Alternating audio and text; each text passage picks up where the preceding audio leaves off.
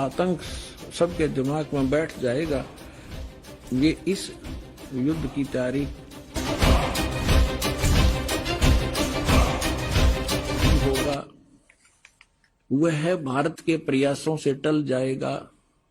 एक दिव्य महापुरुष की विचारधारा से भारत में एक आध्यात्मिक लोग सत्ता में आएंगे। उस महापुरुष के अनुयायी उनकी इस नई विचारधारा को विश्व में फैलाएंगे। भारत ही नहीं, पूरे विश्व के लोग उस विचारधारा से प्रभावित होंगे। भविष्य वक्ता फ्लोरेंस की महत्वपूर्ण वाणियां। अब देखिए, ये है वो, पूरा देखना एक बार। ये है वो बहन जिसका फोटो है, ये चित्र बना है इस पत्रिका के अंदर। ये वो बहन खड़ी है, जैसे एक फिलोसफर की तरह इनकी दृष्टि स्पष्ट दिखाई दे रही है। अब इसके हम आगे और पढ़ेंगे तो आनंद घना होगा।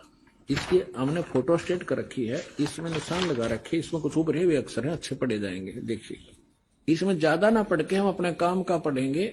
वो हमने 53 पर पढ़ा था, ये हमने 53 पृष्ठ है इसका, इस पे पढ़ा था।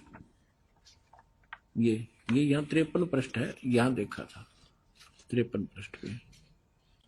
और अब हम यहाँ पढ़ेंगे 54 पृष्ठ पे। ये 54 पृष्ठ है। अब देखिएगा यहाँ क्या लिखा है। पहले उसने बताया कि इस प्रकार बहुत सी भविष्यवाणियां इसकी, इराक के राष्ट्रपति सद्दाम हुसैन ने अमेरिका से युद्ध किया, इस प्रकार की बहुत सी खतरा मंडला रहा था, टल गया। फ्लोरेंस की इतनी भविष्यवाणियां सच साबित हुई हैं कि कोई उनकी भविष्यवाणियों पर शक तक नहीं कर सकता। वैज्ञानिक भी उनकी भविष्यवाणियों के सच होने से आश्चर्यचकित हैं। फ्लोरेंस ने अपनी भविष्यवाणी में कई बार भारत का जिक्र किया है। The fall of sensational culture नाम की अपनी पुस्तक में उन्होंने लिखा है, सन 2000 आते आते प्राकृतिक संतुलन भयावह रूप से बिगड़ेगा। यानी लोगों में दुराचार, रिश्वतखोर, हाहाकार, बेईमाना घर कर जाएगा। लोगों में आक्रोश का भावना प्रबल होगी, दुराचार पराकाष्ठा पर होगा। पश्चिम देशों के विलासितापूर्ण जीवन जीने वालों में निराशा, बेचैनी और अशांति होगी। अतृप्त अभिलाषाएं और जोर पकड़ेंगी, जिससे उनकी अपनी कटुता बढ़ेगी। चारों ओर हिंसा और बर्बरता का वातावरण होगा। गरीब संपन्न व्यक्तियों की संपत्ति छीनेंगे, ऐसा वातावरण होगा और चारों ओर हाहाकार मच जाएगा। अब देखो, अब ये भविष्य वक्ता कह रही है कि अगर वो संत ना आता तो ऐसी दशा भारत की हो जाती, लोग एक दूसरे ने लूटन लग जाते। अब इसने तुरंत फिर क्या कहा कि उस संत की विचारधारा से वो घातक माहौल टल जाएगा। देखिए, ऐसा वातावरण होगा और चारों ओर हाहाकार मच जाएगा।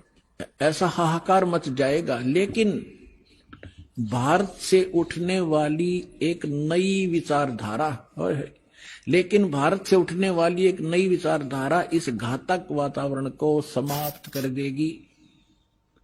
वह विचारधारा वैज्ञानिक दृष्टि से लोगों में सामंजस्य और आपसी भाईचारा और भाईचारे का महत्व समझाएगी। वह यह भी समझाएगी कि धर्म और विज्ञान में आपस में विरोध नहीं है। आध्यात्मिकता की उच्चता और भौतिकता का खोखलापन सबके सामने उजागर करेगी। अपने आत्माओं, ये तो चलो इन भविष्य वक्ताओं का तो इतना काम समझ लो आप। जैसे परमात्मा ने विद्वान बना दिया, पृथ्वी और सूरज बना दी, सब नक्षत्र बना दिए, और अपने आप निर्धारित है कि इस समय 6:20 पे सूर्य उदय होगा। अगर कोई खगोल भगोल का ज्ञाता अब बता दे कि फलानी तारीख को 6:20 पर सूर्य उदय होगा, वो ना बताता तो भी उसी समय होना ही था वो, क्योंकि उस परमात्मा ने वो निर्धारित सिस्टम बना ही रखा है। तो ये ना बताते तो भी परमात्मा ने पहले बोल ही रखा है, निर्धारित दिन ठीक धर रखा है, वो तो ये होना ही होना था। ये बता रहे हैं तो आपके लिए और ज्यादा गोल्डन चांस है। सभी पुण्यात्माओं ने देर नहीं करनी चाहिए। महापुरुष बार बार कोई झूठ बोल रहे हैं। परमात्मा ने कहा, सब संत कहें, और ये भविष्य वक्ता बताने लग रहे जो इस देश से भी संबंधित नहीं थे, और फिर भी नहीं समझोगे तो कति बालक हो तुम, तो बुद्धि ही नहीं दी फिर आपको। देखिएगा अब क्या, जैसे दास बहुत बार आपको समझाता है, हर एक प्रवचन में परमात्मा ने जो पहले बोला था वही दास आज बता रहा है। और अभी भी बहुत से मेरे अधिकतर जितने भी प्रवचन होते हैं इसी आधार पर होते हैं कि आप क्या कर रहे हो। आप यहां अरबपति बन गए, खरबपति बन गए, दुनिया न लूट लूट के, और वो सारा छोड़कर चले गए। सर्व सोने की लंका थी वह रावण से रणधीरम, एक पलक में राज विराजी जम के पड़े जंजीरम। चक्रवर्ती राजा था, सारी पृथ्वी पर शासन करे था, चूहा बनकर एक बिल खोद कर रह रहा है। खा कहिए कहते राम रट निर्धन भला, टूटी घर की छान, वह सुंदर महल किस काम के, जा भक्ति नहीं भगवान। तो यहां ये बताना चाह रहे हैं, ये माई बहन ने बताया है कि वो संत की विचारधारा से आध्यात्मिकता की उच्चता और इस भौतिकवाद का खोखलापन उजागर होगा। ये हो रहा है आपके सामने, और सबकी आत्मा मान रही इस बात को, सचमुच ऐसा है। देखिए ये कह रहे हैं कि आध्यात्मिकता की उच्चता और भौतिकता का खोखलापन सबके सामने उजागर करेगी। मध्य वर्ग उस विचारधारा से बहुत प्रभावित होगा।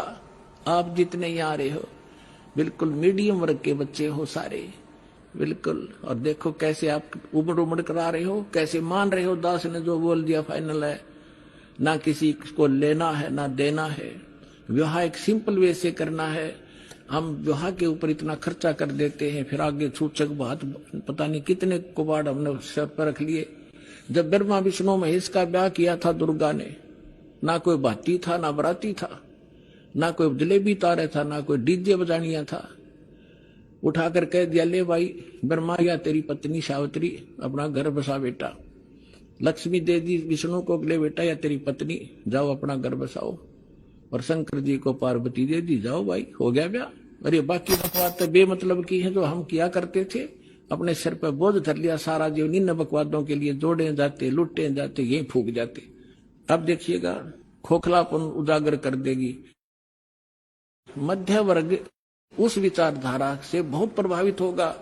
यह वर्ग समाज के सभी वर्गों को अच्छे समाज के निर्माण के लिए उत्प्रेरित करेगा। यह विचारधारा पूरे विश्व में चमत्कारी परिवर्तन लाएगी। मुझे अपनी छठी अतीन्द्रिय शक्ति से ये एहसास हो रहा है कि इस विचारधारा को जन्म देने वाला एक महान संत भारत में जन्म ले चुका है।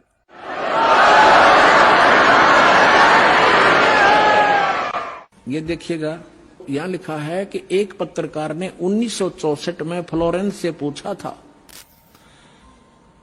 और 1980 की शुरुआत तक व्यापक उथल-पुथल 80 89 के बाद ऐसे भूकंप आएंगे कि न्यू जर्सी का कुछ हिस्सा तथा यूरोप और एशिया के कई देशों के स्थानों पर भूकंप से विदीर्ण हो जाएंगे, कुछ जलमग्न हो जाएंगे। तृतीय विश्व युद्ध का आतंक सबके दिमाग में बैठ जाएगा।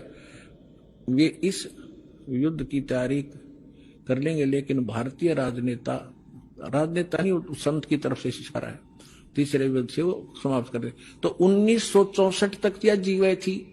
1964 में तो ये युवा थी जो बता रही थी 10 20 30 वर्ष और भी रहेगी, 94 95 तक यह जीवे